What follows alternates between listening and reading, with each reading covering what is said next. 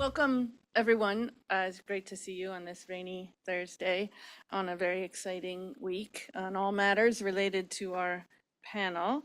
My name is Corey Hayden. I am the interim director of Social Science Matrix and really delighted to welcome you to this extremely timely panel. The panel's about fringe politics, which seems to be more and more a misnomer. Fringe politics are no longer confined to the periphery, as we have seen. And this is the case from the rise of QAnon to debates over California secessionism, Catholic theologies that offer a window into the anxieties, aspirations of this very rapidly changing world that we are in. So today we have gathered an extraordinary panel of UC Berkeley graduate students, our pride and joy on this campus. These are students from anthropology, geography, and sociology to explore the dynamic forces that are driving fringe politics today. Now, this event is part of our New Directions series, which features the cutting-edge research of Berkeley PhD students. Today's panel is co-sponsored by the UC Berkeley Departments of Geography, Political Science, and Sociology, the Berkeley Economy and Society Initiative, and the Center for Right-Wing Studies. Now, before I turn it over to our moderator and the panelists, I do want to just give you a quick preview on some events that are coming up. We have a full slate of really exciting events coming up at the Matrix in the next, this whole semester. Next week, a fantastic author meets critic event on the book Society Despite the State, Reimagining Geographies of Order. A couple of Matrix on Point events, 3 in a row on wildfires in LA, virtual realities, digital space, and mainstreaming psychedelics. And then some additional author meets critics events, as you can see here. So I do hope you will continue to join us for what looks to be an action-packed semester at the Matrix. Let me now introduce our moderator, Paul Pierson. Professor Pierson is the John Gross Distinguished Professor of Political Science at UC Berkeley and the director of the Berkeley Economy and Society Initiative, also known to many of you as BESSY. He has written extensively on American politics, including his latest book, Let Them Eat Tweets, How the Right Rules in an Age of Extreme Inequality, which examines how plutocrats and right-wing populists have shaped a party that undermines democracy. Without further ado, let me turn this panel over to Paul. And thanks very much. Looking forward to this. Thanks a lot. Like you said, it's very timely, this panel. I've been studying the political right for over 20 years and watched as what started out as a kind of fringy operation gradually marched its way into greater and greater control of the Republican Party. And there I'm thinking about like the Koch brothers network and folks like that. And then the last few years, we've watched a new, even fringier set of actors, or what we're seeing is even further on the fringe at the outset, pretty rapidly displace those folks. And now they not only have displaced those folks, they're displacing the people who work in USAID and the Office of Personnel Management, and they've moved in with their cots and everything. I think the basic message is what starts on the fringe doesn't necessarily stay on the fringe. So it's very timely to be having this conversation. And it's a very social science matrix event, I think, to have people from 3 different departments, moderated by somebody from a 4th department, and as you were saying, to really be celebrating our graduate students. So without any further from me, we'll have presentations first by Josefina Valdes Lanas from the Anthropology department, and then Alexis Wood from the Geography department, and then Peter Forberg from the Sociology department. And they'll each talk for 12 or 15 minutes, and then we'll open it up for discussion, open it up for questions. So Josefina, the floor is yours. Thank you, Paul. Can you hear me? Yeah. Thank you, Corey, to the organizers, and well, everyone who's here despite the rain. I want to show you a piece of my dissertation that is titled The Passion of the Exception, Ordinary Sacrifices and the Flexibility of Authoritarianism, in which I examine Opus Dei practices in neoliberal Chile. Opus Dei is a movement, a congregation of the Catholic Church, a conservative branch of the Catholic Church, and all over the world, but in Chile in particular, they congregate a very conservative, traditional, wealthy elite. Yes. And my project so far is looking like what I'm calling a phenomenology of authority. I'm looking at the sacrificial imagination of these practitioners, my interlocutors. The sacrificial imagination means basically to look at their practices, internal and invisible practices, in which they frame their very ordinary actions, most times trivial actions, as a sacrifice, and actually as a liturgical sacrifices. And in these practices, I'm seeing like a very profound encounter between neoliberal values and theology. And I address that encounter happens very concretely in the notions that I encountered in the field of efficacious action or efficacy, that are both present in the theology of the liturgical action and, of course, in neoliberalism.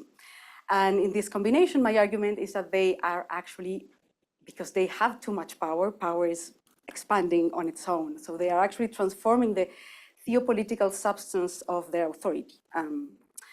And yes, and a few minutes before this was my last slide, but I move it here just because I want to be able to show you, my main objective is to show you that through these practices, Opus Dei members are actually inhabiting an ethics, a differentiated ethics, an ethics that is different and that implies different temporal and therefore political horizons, okay?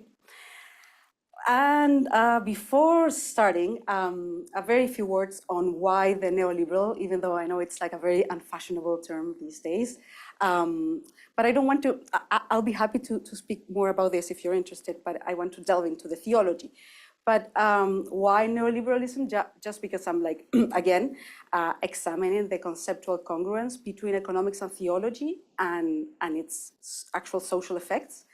Of course, because of the very exceptional history of neoliberalism in Chile, we have to remember a history of foreign intervention in which the US State Department crafted this Chile project, and a project that could only be implemented through the means of a civic military dictatorship. And it's in this civic component of the dictatorship that allowed for it to last 17 years that Opus Dei members are introduced, both as supporters of the regime and as implementers of the neoliberal system.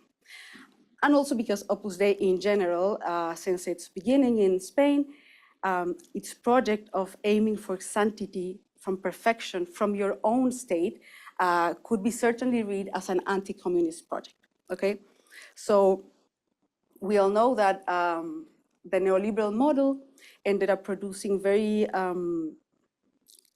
clear inequality, even in Chile, and despite the fact that Milton Friedman called it the Chilean miracle, the inequality until it's still ongoing, and I have figures if you're interested, but I'm also, I wanted to say that it's important neoliberalism because as a concept and as an ideology was very prominent in the social revolts of 2019.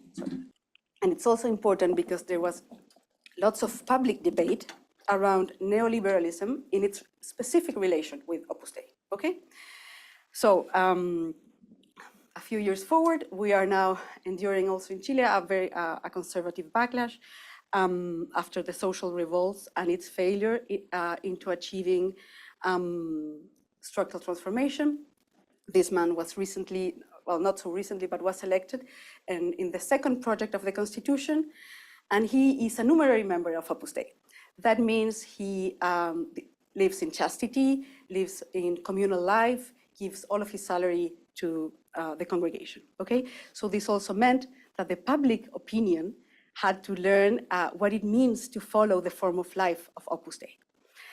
Now let me radically shift gears and go into the more esoterical parts that are my thing, the theology. I'm calling this section the tyranny of immanence, liturgical authority, or the ethics of action of Opus Dei member. This is a photo from the field that I love because it's very immanent and has a lot of things, but I also really like that it has a bottle of mayonnaise, and we Chileans really love mayonnaise. We put it into everything, so it's very characteristic. So the life plan are the norms that Opus Dei people follow, and they are a lot of norms. Concrete, very concrete, tangible norms such as going to Mass every day, corporeal mortification, fasting, but also very abstract ones such as being joyful, smiling. But overall, it's a lot. So I was very surprised in the first phase of my fieldwork, when at the beginning, I met a senior member and she said, I am a member of Opus Dei because it is extremely easy. They give you complete freedom. Nobody cares if you do this or that, okay? So this was in sharp contrast with what I knew from Opus Dei discipline and what is known from the outside. A very complete account of the influence of Opus Dei in Chile starts with the testimony of a former member who had left by saying, it was simply too difficult for me. I couldn't comply with all that was required, okay? So just keep in mind this tension between like too easy from the inside and too difficult from the outside to then go back to the ethics, okay? So I learned soon during my 2 years of ethnographic fieldwork that the life plan has a very flexible structure that is very important. People were very recurrent in repeating the metaphor that the founder, Escrivá de Balaguer, who is a saint of the church, used to say about the life plan having to fit like a glove into your own particular life, into your own very different secular activities. So how this flexible structure can be combined with a total regimentation of life, it is by finding the divine in the ordinary actions of your life. So the sort of ever swifting focus of the sacred that is moving all around, and also the leniency towards norms and the flexibility towards norms can be found in this quote by a young woman, mother of 3. She says, when there are simply no more hours left in the day and I can't attend to daily Mass, I don't feel bad. I transform bath time with my kids into a liturgy. In those cases, bathing my children becomes my liturgy. So, okay, this quote could be read as an excuse, as a desire of being mindful, and present with your children. But these explanations wouldn't illuminate what is actually happening, the practice that this woman is performing in her imagination. She's referring to making an offering, which is not actually a rare practice in the Catholic Church. An offering is an event of the imagination, a practice of framing an action in alignment with the Passion of Christ. It has a ritual effect, pleasing God or alleviating his pains, and any action can be aligned with the cross. A very common example that I encountered often was, for example, skipping dessert or like skipping a portion of your dessert. That was like all over. And everything can be aligned as a passion because the passion, we shouldn't imagine just the action of death of Christ in the cross, but as a whole complex apparatus of a narrative, a theological apparatus, normative, affective, dramaturgical, participatory, that inhabits the imagination of my interlocutors. And I really like the example of bathing children because of its corporeal intensity. I really think it illuminates the passion aspect because, well, everyone who has ever done this will know that cleaning a toddler is both like very exhausting. You have this woman is on her knees. It's draining physically, emotionally, but it's also so joyful and like delicious. It's a clean baby. so I want to invoke a choreography of like also sensations, bubbles, smells, caresses, that really bring the passion effect here. So what is particular of Opus Dei? My argument is that when this woman says, this is my liturgy, she's not using a metaphor, even if we take the metaphor very seriously. She actually is invoking the theological framework of the liturgy. She's framing her actions into the liturgical logic given by theology, which means that she assesses her actions within this framework. Because of this, when my interlocutors would offer daily actions, they never really doubted their efficacy. They never had doubts on their intentions, the earnesty of it. Should I be offering something that is more relevant, more big, more important? No. Ritual efficacy appeared to be completely secured,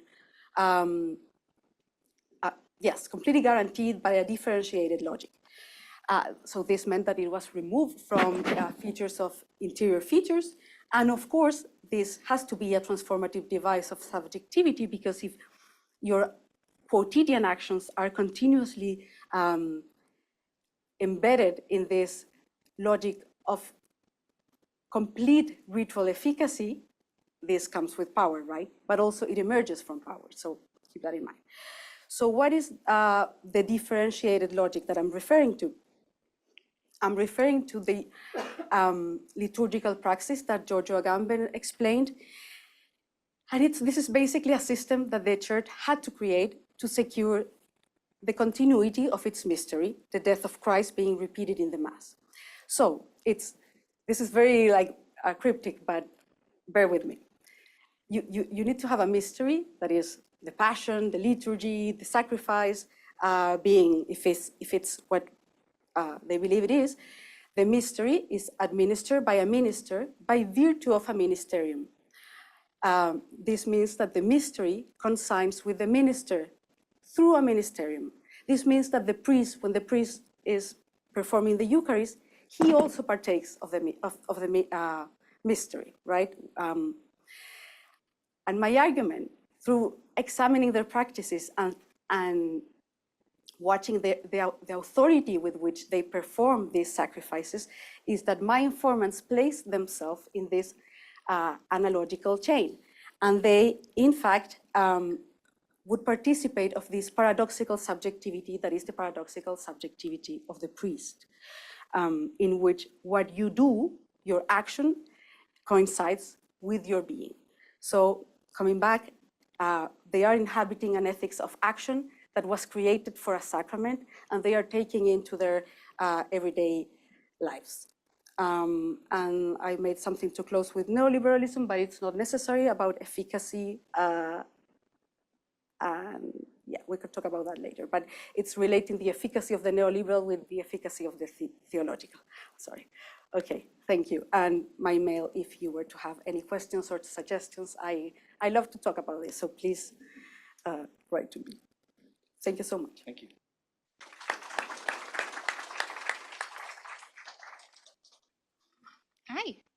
Hi, my name is Alexis Wood. I'm from the Department of Geography and the Berkeley Center of New Media. I work out of Studio Geo, an experimental cartography studio in the geography department. And thank you so much for the invitation to come speak today. And thank you so much for Peter for suggesting us all get together, because the right-wing studies thing, it's not a big thing on campus, unsurprisingly. So before we start off, I want to address this question right off the bat, because I teach Intro to Geography, and this is the first question we try to address immediately, or else our work doesn't really make too much sense or it's confusing. So I wanted to give you 3 principles. Space, it's not just a surface where events take place, it's a multiplicity of flows that are produced and reproduced by power relations. And within this, there are power geometries imbued in space that produce and reproduce that space, influencing what sort of stories get told. And 3, the stories that we choose to tell influence the production of power in space, If we find new ways to tell stories, we change the way power and space are produced, and this in turn changes what stories can be told. That sounds very roundabout, and it's because it is. Our favorite geography quote is from Ruth Wilson Gilmore. A student questioned why she would get a PhD in geography. I mean, like all of our parents do constantly. And she's like, well, why would you study where Nebraska is? She's like, I'm not studying where Nebraska is. I'm studying why Nebraska is. And if that didn't confuse everybody so much more in my household. Well, I study particularly the state secessionist movements and how digital space and a rapidly changing physical space come together to produce and reproduce what would be considered a fringe politic, a fringe geography, if you will. Today, I'm going to focus on the geographies of Northern California in particular. And now, keeping in mind our 3 principles of geography, I want to bring you back to 2021. I'm so sorry. To an ultimately unsuccessful California Governor Gavin Newsom's recall election. When the petition was handed in and the signatures counted, there was a general shock that emerged in the news media that the petition number had actually been achieved. Even though that number is quite low in comparison to the general population of the state, this was only the 2nd time in the state's history that that had been achieved. So in this sort of flurry, various maps flew around the internet trying to explain why this petition, out of the hundreds that had circulated previously, was successful. There were maps overlaying signature data with 2016 election data, population density, educational attainment, COVID-19 cases, trying to understand what it was about these counties that led to a successful petition. But here's the thing about maps. They are very, very particular types of abstractions. They are very particular arguments, which demonstrate a thing's most quantifiable aspects. They are inherently limited by the types of data available. And then in data itself is limited by the world's quantifiability, because not everything is or should be quantified. So if you make a map using that signature data provided by the Secretary of State, you will end up with something that looks similar to on the left. This is actually the first map I ever made, and I keep it because it's close to my heart. But because I lived in the far north of California, I know that these counties fall in the boundaries of the state of Jefferson, a 150-year-old state secessionist movement. I also knew that the active organization of the state of Jefferson had been aggressively leading that particular recall campaign in person and on Facebook since 2019. But again, maps are limited by data, and what data is an imaginary state boundary to a state GIS office. And as some of my U reps in the room can attest to, they're not well organized either. I argue that these boundaries, even though they are imagined, are exceptionally important in understanding deep and long-standing socioeconomic and political fractures, if one wants to use that word, in the United States. And while Northern California and California more generally has always had a tendency towards breaking apart, the movement that we're seeing today is directly descended from a movement that began in 1940, when Northern California and Southern Oregon tried to secede from their respective states. In this image, supporters shut down Highway 99 every other Tuesday to hand out this proclamation of independence I've copied on the slide. At this point, the movement had elected a governor and had a capital city, Wairika, but this movement would be put on hold with the event of Pearl Harbor about a month later. Today, the movement has remained quite consistent in their messaging. Their home is simultaneously an extraction site for the government while suffering from a lack of investment in economy and infrastructure. These frustrations are further exacerbated by the idea that the interests of rural regions lack fair representation in their respective state governments and in this federal governments. The result is a rural-urban divide, not only a political division, a geographical division, but an untranslatability between the two spaces. This was one of my favorite copy pastas from that minute, just because of that first sentence where it says, while I live in the same state as you, I feel a world away. And that's geographical, folks. So With this, I ask that we look at these regions as more than official boundaries delineated by the map, more than demographics, but rather as effective states where power geometries present between rural and urban divide have produced and reproduced a space where feelings that accompany state secessionism proliferate.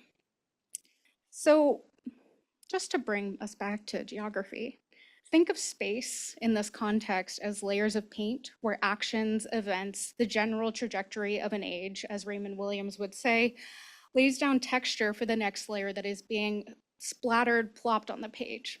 Space is constantly being reproduced, retextured, but what came before it is still there in a way is being constantly produced and reproduced. It's not about where the state of Jefferson, but why the state of Jefferson. With this question in mind, I've been hosting a project documenting the imagined states of the US alongside archival work to understand where, yes, sure, it is still a map, but importantly, why these state secessionist movements exist, what develops and sustains these spaces, and what do they look like? All boundaries are constructed, but it's which one of these constructions we choose to tell stories about that matter. In the creation of space particularly, and in the continuation or disruption of power. So back to maps. If we choose to only tell the stories that we've heard again and again, what are we aiming to understand actually? Look at this map. It's telling us something we all know. I ask you to propose questions that center around why and to be open to different stories. So why the state of Jefferson? Why is it that both a white supremacy group and a gay liberation movement tried to overtake Alpine County in the 1970s to institute a new community? Why the most rural county in California?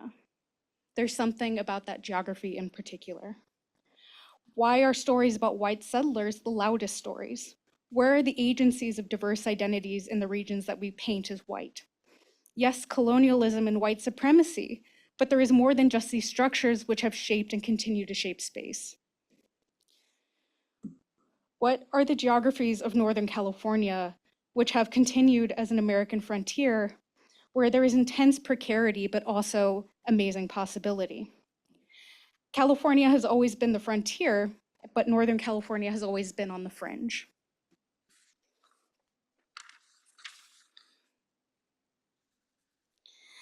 I find it hard to believe that we can look at these images and not understand in some capacity why the state of Jefferson.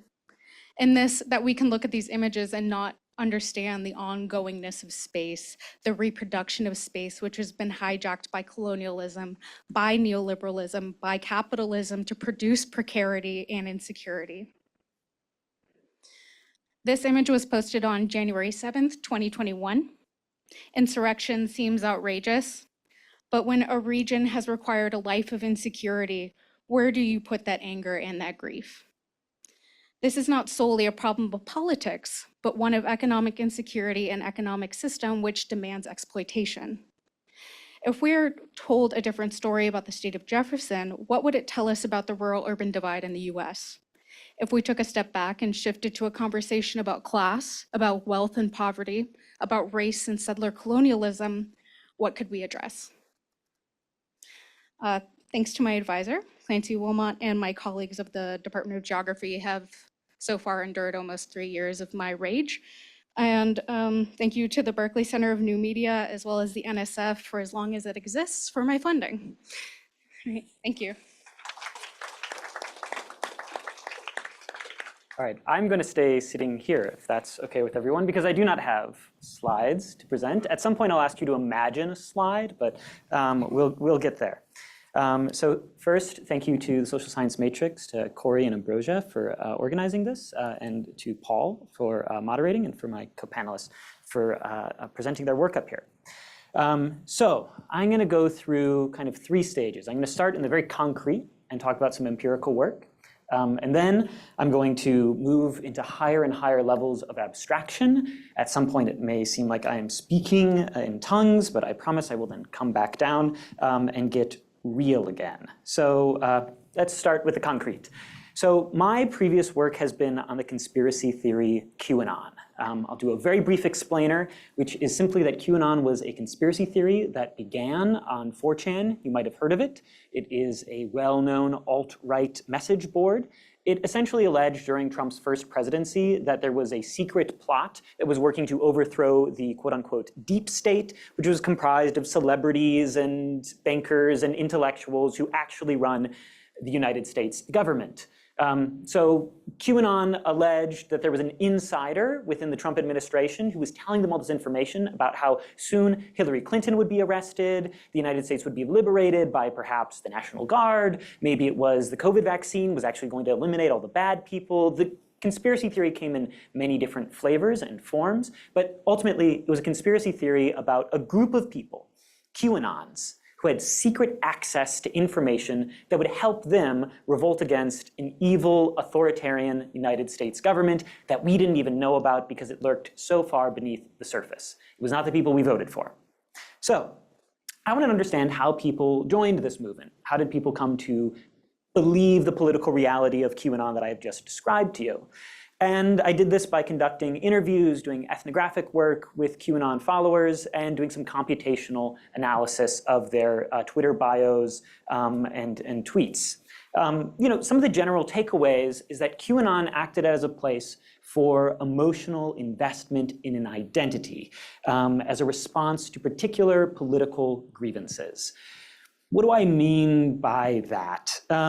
Well, if I had a slide, it would be one of my many, many attempts to visualize QAnon Twitter bios. These are all incredibly difficult to visualize. Their language is messy, and I've tried a million strategies. I'm finally getting close to one, and I wish I had it prepared for today. But you would see like a big bubble that says QAnon, and then you'd see a million different lines heading out in different directions, going to disabled veteran, or animal lover, or save the children, or anti-pedophilia, or sometimes gay liberation, Brazilian liberation, Portuguese liberation, QAnon Japan. It's a raft of identities, all of which center around this thing called QAnon, which I explained to you. I told you what it was, but that's really a misnomer. I like to think of QAnon as a floating signifier.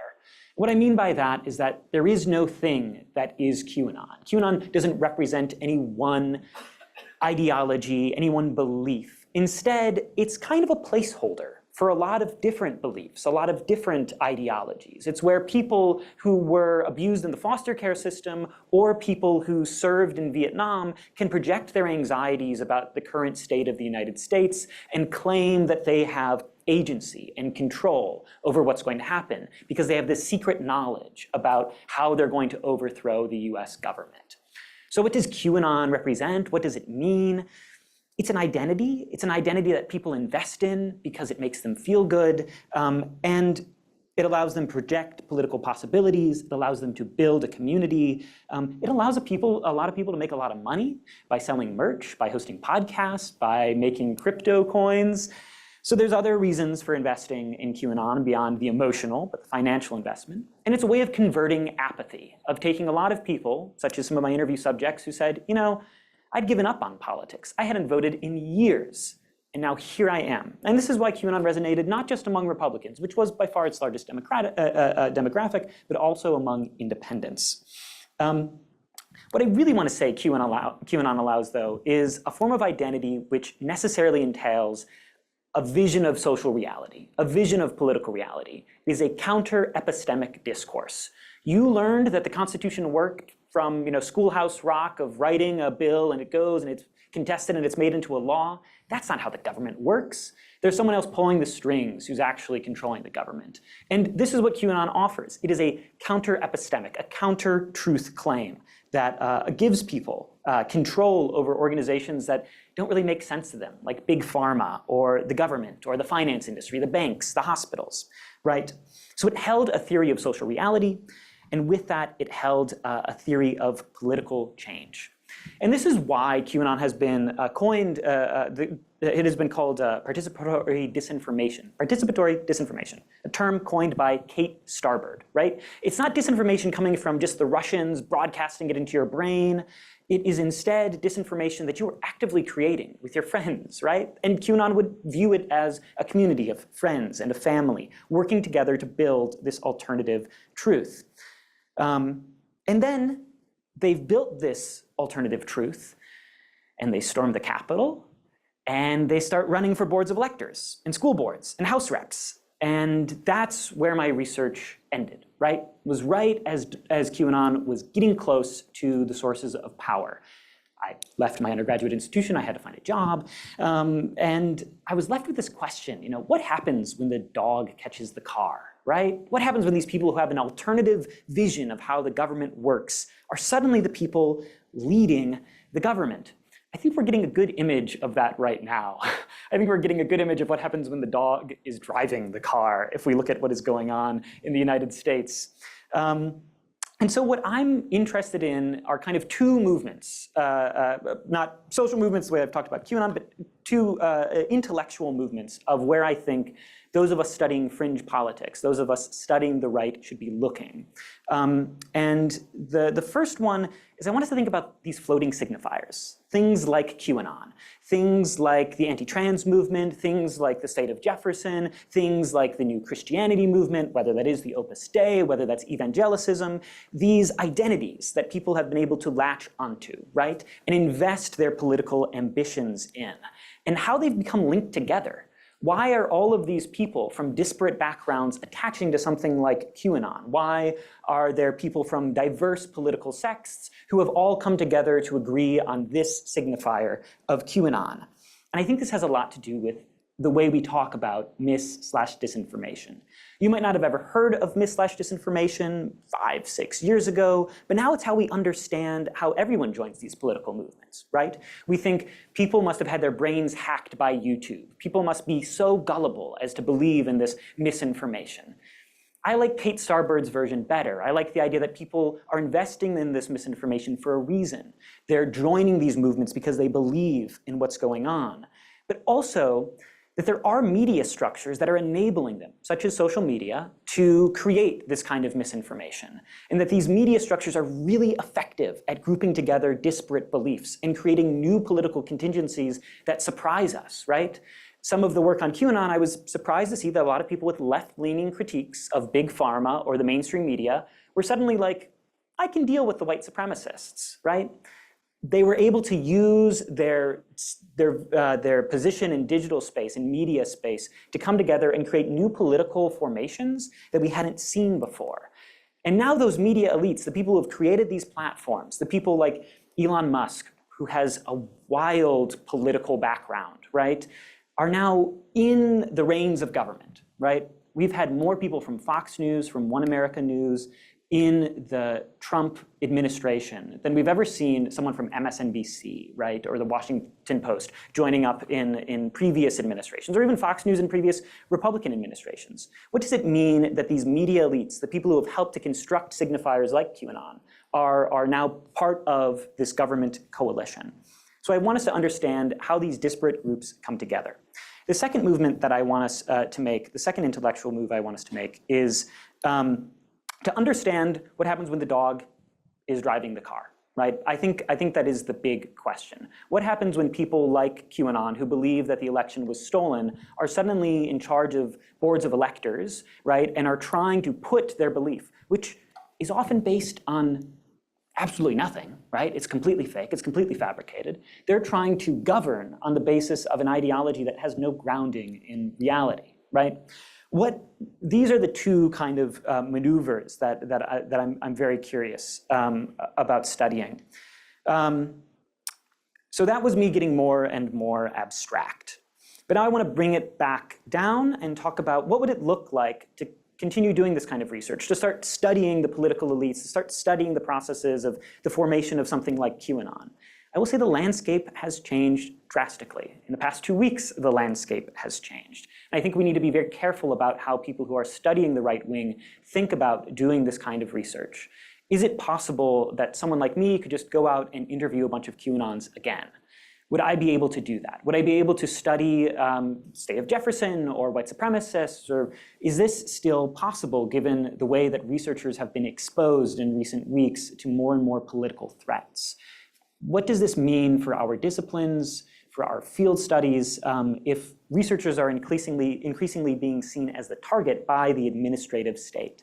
So this is something I've been thinking a lot about. If anyone's interested in this topic, I'm working on a paper on it with a professor in which we're thinking about research ethics because she's a scholar of gender. She has a lot of students who come and say, I want to study the abortion providers who are defying Texas state law.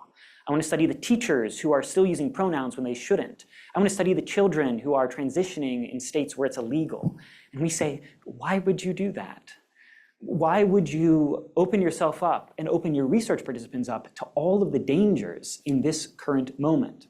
And so we need to think, and I'm not saying that that kind of research can't be done. I'm not saying it's not important. I'm not saying there aren't strategies for doing that. But I want to know, how are we working to make sure that researchers are safe and that we're studying up rather than just studying the people who are in danger? How do we create research programs that are focused on studying the media elites, the administrative elites, the people who are taking away our funding, who are trying to shut down our schools, who are taking away course requirements in Florida? What does sociology, geography, anthropology, political science, anything do in this kind of research environment? And how do we do it ethically? I think we also need to think about how, I've learned a lot about QAnon. I think I know quite a bit about how QAnon started and how it was formed. But in the midst of January 6th, in the midst of the recent Trump election, I don't know what to do about it, right? How do we also think about praxis? How do we think about taking our insights into these kinds of movements and using them to inform political organization, counter movements that are addressing some of these concerns that people in these movements have to try to undermine their power and authority within the US? And kind of my last note is, when I first started studying QAnon, it felt surreal, right? I started studying QAnon before the COVID pandemic. At that time, it was still kind of a fringe thing on some message boards. And I was like, oh, this is just strange, right? It reminds me of some guys from high school I knew who would spend a lot of time on 4chan. It was odd that this thing was happening. I think a lot of political reality right now feels very surreal. And I think we should lean into that, right? I think there is a tendency to just dismiss it, to call it misinformation, to call it disinformation, to call it fascism. And I think it's all of those things, right? But I think we should say, but then why is it here? Lean into that strangeness. Try to understand why it feels strange to us and get inside of its head. And with that, I think this is a panel for scholars of the right wing, scholars of fringe politics. And I guess my statement is I think we're all scholars of the right wing and of fringe politics now. I think if you're studying medicine or finance or governance, if you're studying politics, if you're studying education, these forces are now they're over-determining, I think, the trajectory of a lot of our studies in the way that during the COVID-19 pandemic, everyone had to account for how COVID was changing, how we thought about our research. I think we all have to think about how the current political environment is changing, how we approach and think about our research. And I think we've done ourselves a disservice by pretending in the past that we could study politics without addressing, that you could study politics in the early 2000s without thinking about the Tea Party, right? You could study what was going on during COVID and the recent Trump election without thinking about QAnon or thinking about these kinds of movements. So that's my spiel. Thank you very much.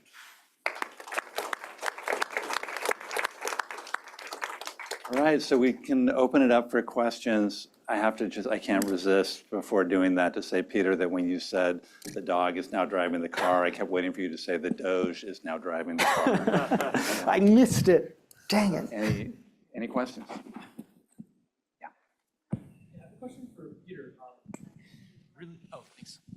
Really interesting presentation, all of you. And I guess this is a question for you, Peter, that I think ties into Josefina's presentation too. I'm curious how you think about and how you theorize the difference between, you said, like the elites that are sort of controlling the offices of government now, and they might be sort of taking on the QAnon mythos without actually participating in the ritualistic practices that actually are understood in the same way that a mother washing her child is understanding that practice through the actual structure of a Christian understanding of the world. So I guess I'm wondering how you think about those two, that the differentiation there. Yeah, I can start.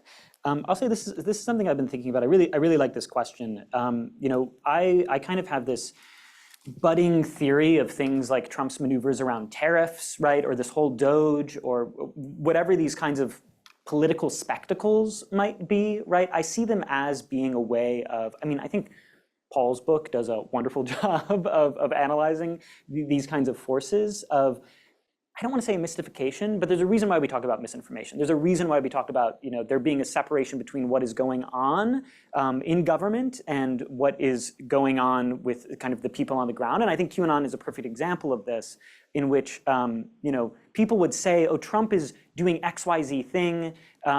They would think he would use the right language. He would make symbolic gestures showing that he has taken up their beliefs, that he's practicing their beliefs. I think there's a lot of people in the elite who are doing that, right? Who know how to speak the language of the people who supply them votes and supply them support, and then to do whatever they want behind the scenes, right? And I think that's where studying power becomes really important. I'll just quickly say, I think someone who had a really great understanding of this was Arlie Hochschild in her latest book, is talking about how there's bifurcations of media and thus of understanding, such that Trump does something or XYZ right-wing figure does something, and the liberal media interprets it one way, and the right-wing media interprets it another way, and then the people on the ground only see that slice of reality. And so we're able to put together the logic that says, like, Trump didn't actually get anything when he threatened Mexico with tariffs. They did something that they already promised to do 4 years ago. But people aren't seeing that half of the narrative. They're seeing Trump threatened, and then he got a concession, right? And this kind of bifurcation of reality between what the elites know and what the people know allows them to fill that gap with the spectacle of the right language, of the right discourse. That's kind of, I hope that addresses what you were getting at. Hello. I guess I would just add that in my case, because of scale, I'm very interested in your point and in the interaction and how authority acts between different elites, right? But in the case of my research, because of scale and numbers, it's very different because Chile is a country of 20 million people.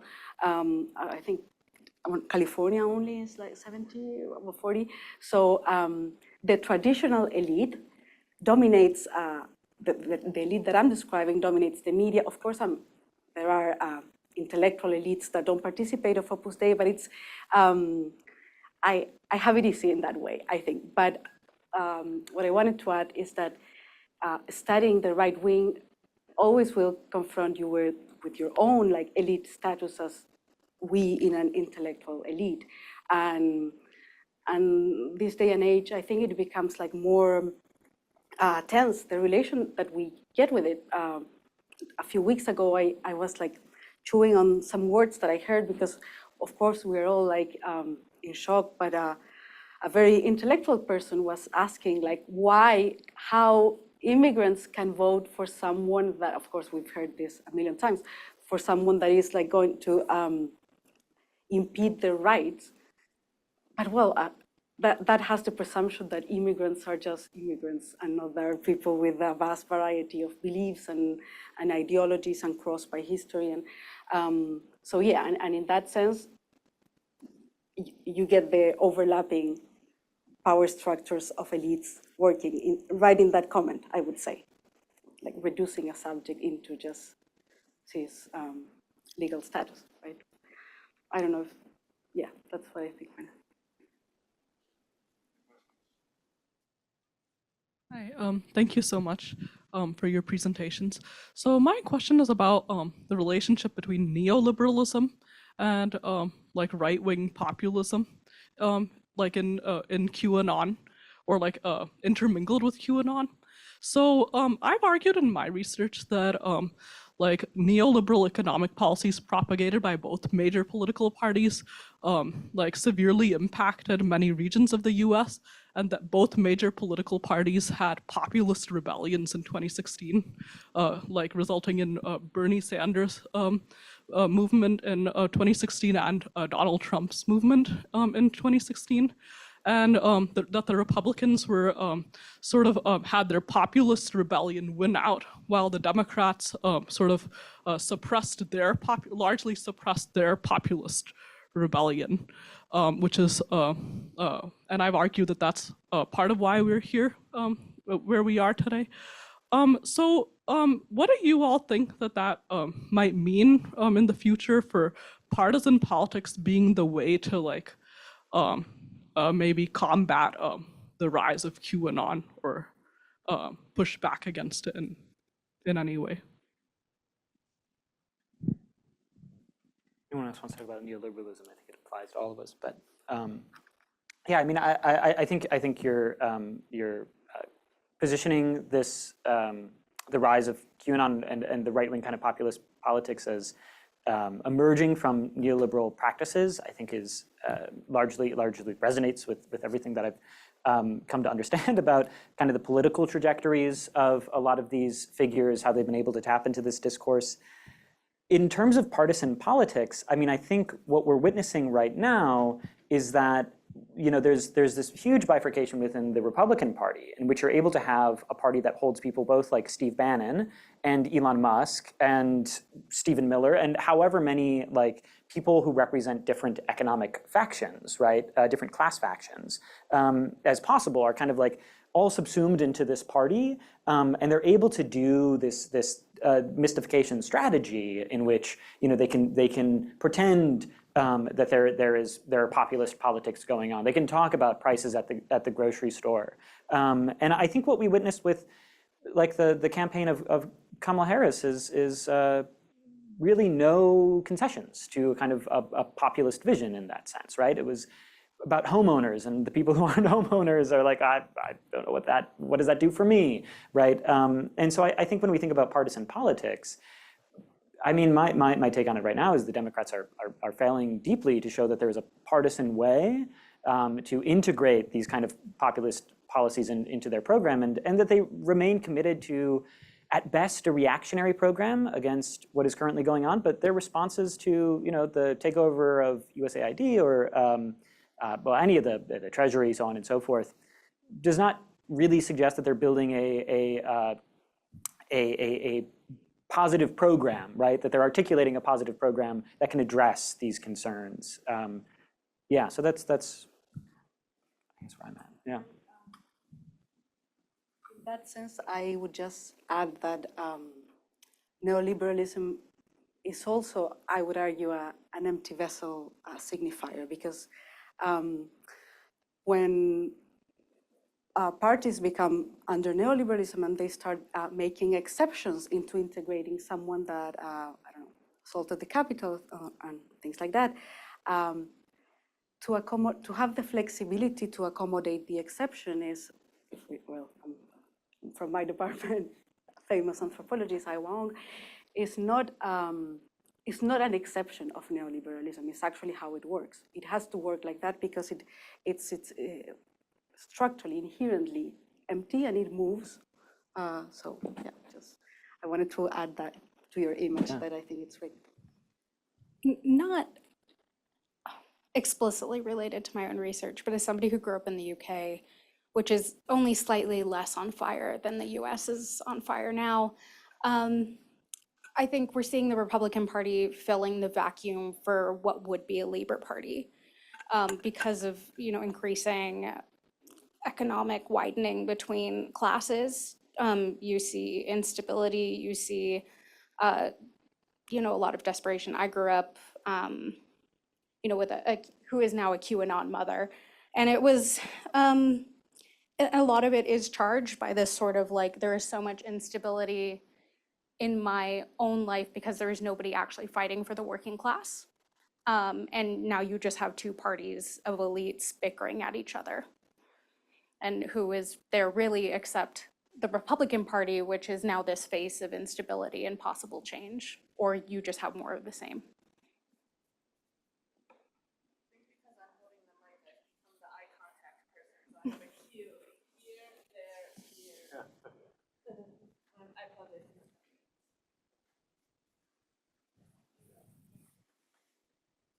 Thanks for this panel.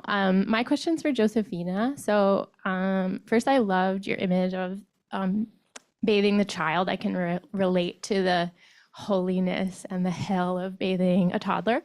So that was very evocative. My question for you is about gender in Opus Dei. I'm not very knowledgeable about this movement. And if I'm understanding your presentation right, it sounds like there's at least one individual in elected office from this movement. I'm assuming there's maybe more. Is that right? Is it that one individual, or are there more elected? Know of one, yes. One, okay. No, it must be more, but there's always someone important of Opus Dei in the history of Chile, I would say. Okay. So my question is about like what is the role, like what is the gender makeup of the followers of Opus Dei, and like, because it sounded like most of the quotes you had were from women, and I saw some sort of parallels with the trad wives I follow, American trad wives, that I follow on social media, about like sanctifying the like domestic life, and so yeah, I'm just curious, like what, and there's women on social media play a big role in like laundering white supremacist ideas here in the U.S. And so like, what role is like the mother, or women playing in sort of like widening the appeal of this movement? Yeah, I appreciate that you're bringing the trad wives, because I think that they inhabit a similar paradox than the women in Opus Dei. I'm thinking of a trad wife that supposedly sells, like making everything from scratch and being submissive to the husband, but we also know that she's the one earning the millions of dollars, and there are plenty of domestic help. In the case of my interlocutors, is the same. There's they're devoted to the domestic in this very affluent. So I'm very interested in what domestic then, and working with them, their ideology, their theology, as I said, is all about being efficient. So I'm just working now in a chapter that deals with those issues, and it's what is the efficiency of the domestic, which I, as a person that clean floor every day, can imagine, but they don't. So they would say, for them, the domestic is like changing the water of the vessel, and they actually think that that is effective, because in their views, the role of women is about making atmospheres for others to thrive. And that gender model of efficiency, and efficiency that is based on details, so it's like the productive efficacy of a detail. It's very interesting because it has completely been integrated into the corporations and the institutions that Opus Dei lead. For example, in a university that is led by Opus Dei, not directly, but people that are not Opus Dei and that work in a department of, let's say, economists, they have a person that has a position of something administrative, but how people would frame it is she's like the housewife of the department. She's in charge of making everything like nice, and that nice is about productive for them. But it's also a marker of class, of course. But and I didn't mention, but because of the structure of Opus Dei, I only work with women. I knew that person, that guy, but just an interview. But I was bathing toddlers with women and attending to spiritual events. And thank you for your question.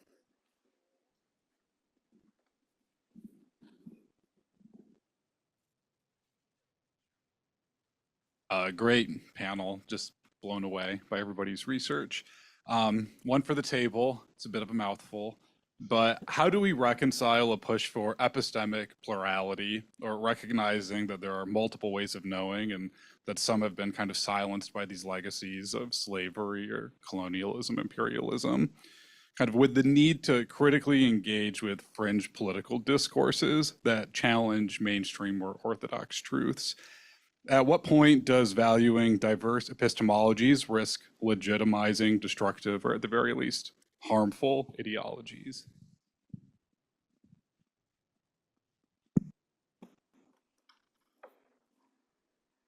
No, I don't know. That's the most difficult question ever. I would say, like, where do you put your limit to engaging in dialogue with others? Is it fascism? But I think that line is very corrosive to me. And working with people that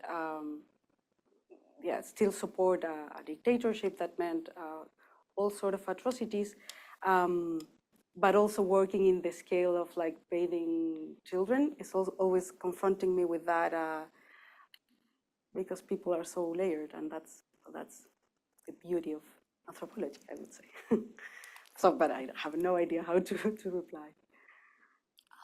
This is actually a question that we think a lot about in my department in particular. One of the first things that we're introduced to is what would it mean to live in a fractiverse, basically, instead of a one world. And I think it really depends on what you think your contribution is, where you put your politics, and then how that translates into method.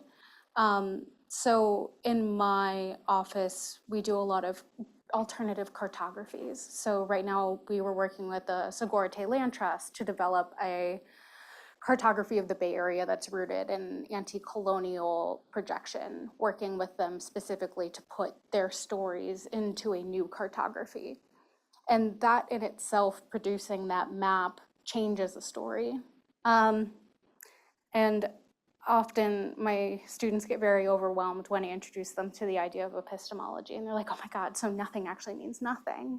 And I'm like, no, you have to choose what means something to you in particular. And I remind them of the story that I tried to tell them at the beginning of the semester that was a New York Times piece about somebody berating somebody else for being interested in anti-reflection glass on buildings to save birds. And he's like, how could you care about this in a world that's just falling apart? And he's like, but how can any one person deal with a question of the world ending? That's just too much for any one person to deal with. You can only face the direction you can face, and then hopefully enough of us face that direction, and we start moving in a better way, and seeing diverse stories as ways to re-world, basically. And I think my answer to the how do we risk, engaging with damaging narratives, aren't we already? So I think there's more of a risk in not entertaining more diverse narratives. Yeah, I mean, this is the question. This is always the difficult one. I was reading Donna Haraway today, so my brain is not primed for this because I'm just thinking about situated knowledge.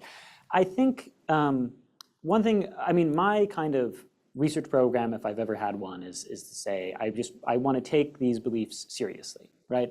And I think that there are a lot of people who, when I started doing this research, who said, like, I would never want to engage with this. I would never want to think about these things. I could never give an inch to any of these people. And I think that's a totally fair position, especially when some of the beliefs that you're being exposed to strike so deeply at your kind of core moral, ethical values. And so right now I'm talking about it kind of in the research ethics and the research practice framework. But I do want to say that that's part of what I mean when I talk about the surrealism of doing this. I for this research, and I'm sure all of us have experienced this, right? It's like binging content that makes me feel cognitive dissonance and like deep anxiety about the nature of reality for hours and hours on end every single day. And I think leaning into that anxiety and understanding, trying to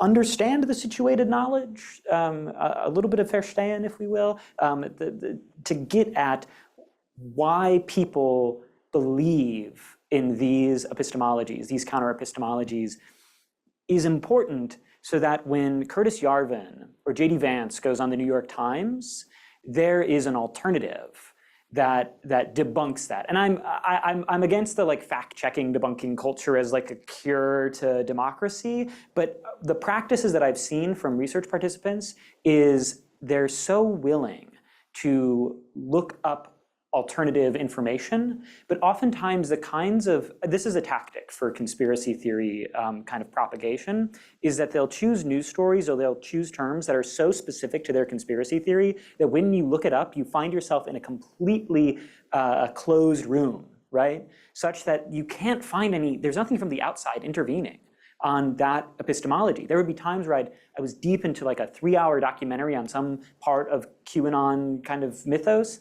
and I would be like, that can't be true. And I'd Google it, and all I would get would be references to this documentary, right? We can't go out and fact check everything. We can't go out and do all of that. But to understand their language and how they present that language, I think is important for developing an alternative discourse that both, can provide a pathway for leaving that closed box, but that also addresses whether it's, the lack of a narrative for the working class is like, okay, what are the kinds of questions that people in the working class are asking that lead them to this kind of epistemology, right? What are the things that they're Googling, right? Like what are the things that they're checking on their news feed, right? And how can we understand that language and think about intervening in that language to put a different perspective in there? That's a very, I think I have a lot of problems with what I've just said, and nobody should hold me to it. But that's my initial thought. We have a couple questions stacked up here, so I'm going to suggest, as I remember, I'm going to suggest that we cluster 3 remaining questions and put them to you all as a group. I have a question here, and in the back as well. Sure. Thank you for such a rich panel. So I'll try to be brief. Essentially, what role of history here, right? Because I think when we think about fringe politics, when we think about the surrealness of the dog driving the car, right? There's this kind of tendency to say this is either completely unprecedented or it's totally isomorphic with 1930s Germany and nothing in between, right? So I wonder, this is not the first time that Christian cults or secession movements or fringe politics have had social movements and political rises. I mean, I just think about my own history. Growing up in Mississippi, I went to 2 elementary schools. One was named Jefferson Davis and the other was Beauvoir, right? The president of the Confederacy and the name of his White House. So, I grew up around these things, and the US grew up around these things as well. So what role do we pull history out to understand that what's new is in a lot of ways old as well? Thanks. Great panel, everyone. This was a question for Alexis, and I was really curious. You kind of like had this throwaway slide about arguing for affective states over imagined states or imagined communities, riffing on Benedict Anderson, I assume. And I wanted you to kind of unpack that a little bit and to also think about, you're using this in reference to kind of geographically bounded secessionist movements. And I was wondering if you might be able to kind of like, could we think about the idea of affective states as like a more dispersed kind of geographic imaginary? Does that make sense? Mm-hmm. Yeah, okay. Take notes on these questions. Thanks for the panel. I'll pose my question as maybe like something you could drizzle over these other ones. And Josefina, you already commented on this a little bit, but I think when I think of the church and a kind of rural cessationist movement and 4chan, I think of these things as very male-dominated patterns. And I'm curious if all 3 of you could kind of comment, maybe comment again on the gender dynamics relevant in your movements, whether that's, the priests or the manosphere or male-female dynamics in rural America. Thanks. And I can't resist adding one more, because it's all so interesting, and this is probably not huge, but and this is for Alexis as well. I'm wondering what happens to the state of Jefferson with the rise of Donald Trump and what we learned. So if they're saying they have this really strong place-based attachment, but then some national figure comes along who has nothing to do with that place, right? But who resonates for them. Like to what extent do they just like flip to now being MAGA? To what extent, like how do they reconcile their attachment to Jefferson into being separate from the United States, or separate from the way that things are organized, but now they've got a MAGA guy in control. I'd just be interested in what you learn when you drop Trump into that situation. So you guys can, I said before, it's good to collect questions because then you can like pick and choose and bob and weave if there are things you don't want to talk about. But we've got about 10 minutes, so you probably each have 3. Well, I don't know. The women I work with are very much disputing the power of the priest. I would say Opus Dei as a whole, but in their daily interactions with a priest, they would refute the priest answer in the confessionary, like at that level. Like if they feel that the priest is being lenient with something, they would be like, well, but then what do we believe? Like they are demanding from the priest this very vague structure, but then again, in their own, they have this flexibility with their own practices. I was going to say something more to you, but I forgot, but it's gonna come back. So maybe you wanna go? Oh, yeah, okay. So on the first question, I don't believe in history nor time. They are all rewritten to serve the present. But within that, I do believe in space. And space is very bound up with narratives of history. I believe in patterns because space is determined by power geometries which fall along the same things which they have since the closing of the commons. We're gonna see, capitalism extract from people what it can until it's done, and it'll move on to something else and again and again. But I think it's more of a question of space than history. And then I guess that falls into affect. I want to go for affective states precisely because it does account for, I think, dispersed geographies as well. I study what digital space is within the context of state secessionist movements as well, because rural areas are dispersed geographically. Social media is a big part of this.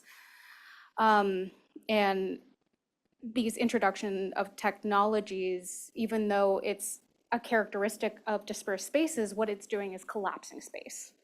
And so even though somebody, which I've seen before, like on the East Coast, is a State of Jefferson supporter, and it's random, but it happens all the time because they believe in like the anti-elite state, a new mission for what the US could be, what a state could be.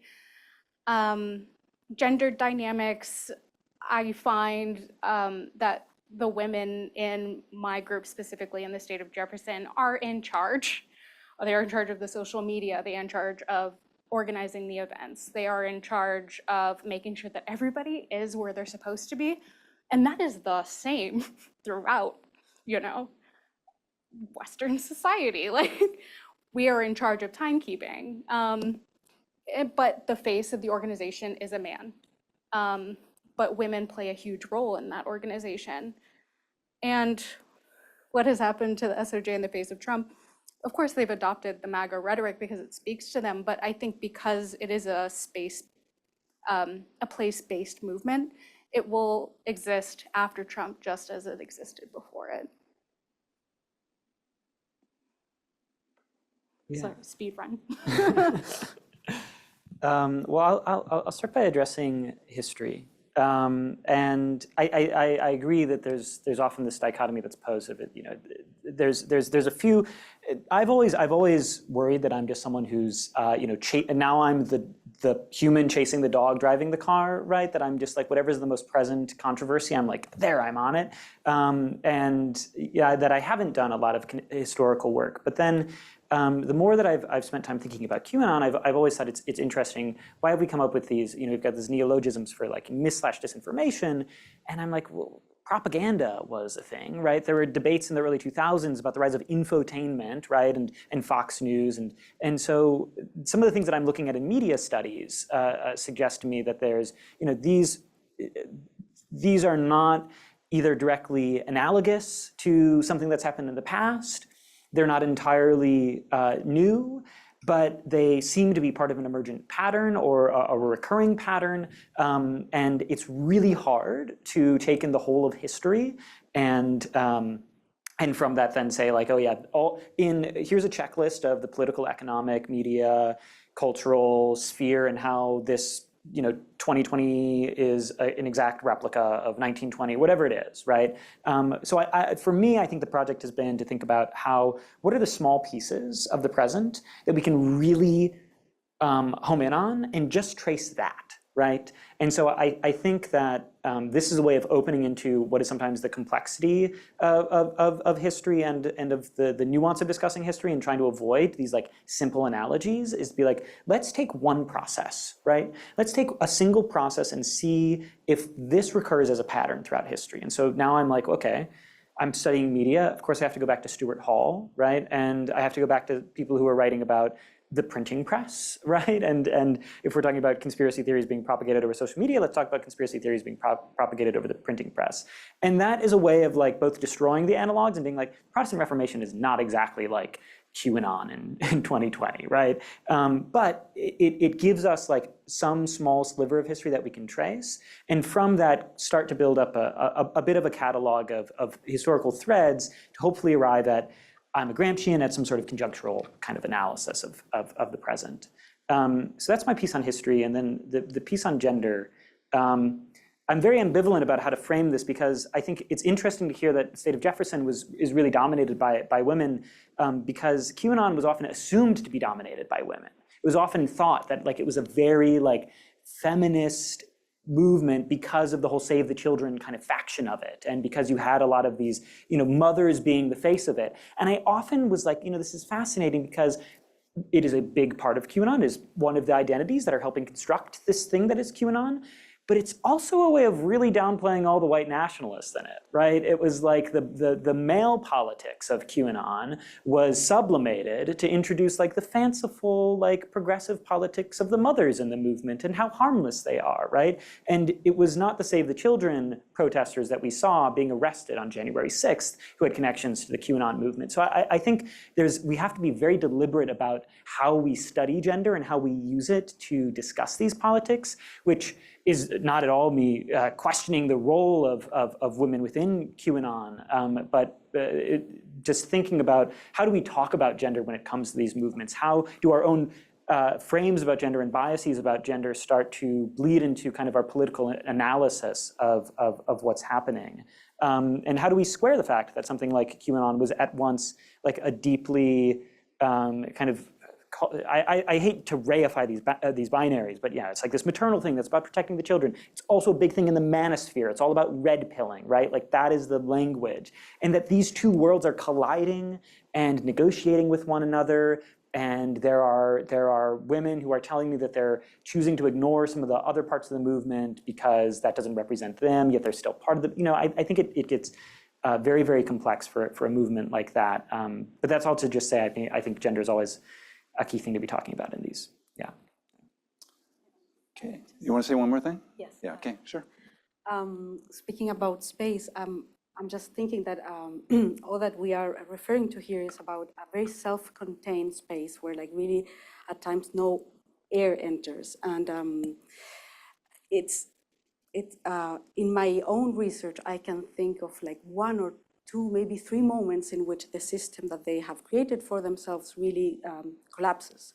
And these are very particular moments. And I'm thinking with history on how to study those moments and like what's unprecedented of these times. For example, I was also with gender thinking about like what technologies of IVF mean for women that are called to have plenty of children, or the circulation of bodies and information, like how an elite that is so privileged maintain itself bounded, and all that applies for your cases as well.